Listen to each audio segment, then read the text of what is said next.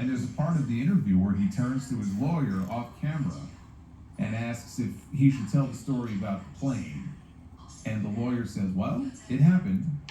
So Billy says he overdosed on a plane and they had to shock him twice to bring him back to life, and that's what led to him being fired. I assume that's the story that Greg was referring to. Maybe some of the details are fuzzy, but it's probably the same story. And Billy wasn't someone they ever brought back for another run or like special appearances or anything like that. Like when he was done, he was done. And that's the last we ever saw of Billy Jack Haynes in WWE. After that, he went back to Portland to work for Don Owen. He quit working for Don Owen. He buried him in the media. The same Don Owen that gave him his big break.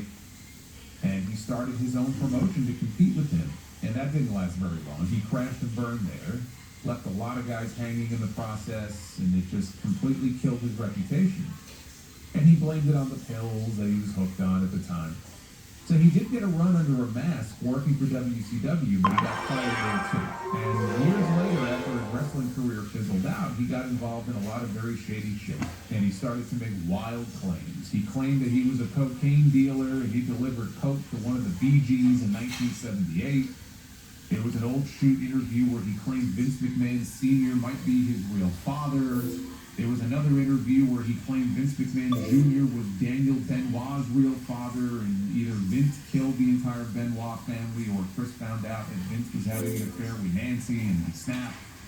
I swear that's what he said. It was from an RF video shoot in 2009. This is what we're dealing with here.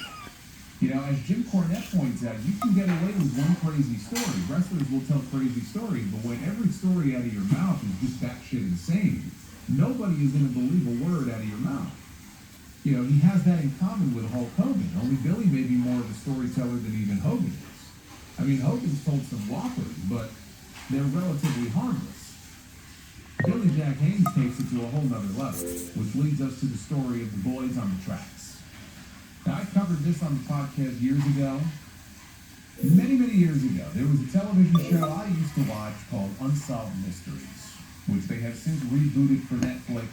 But I mean, I'm talking the original, like OG version, hosted by Robert Stack.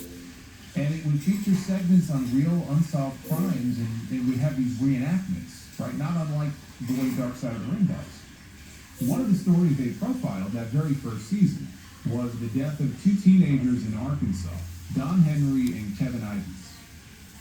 And they went out hunting one night in the woods, and their bodies were found on the railroad tracks near their home. They had been run over by a train. The train conductor couldn't stop in time. He ran right over them. An examiner claimed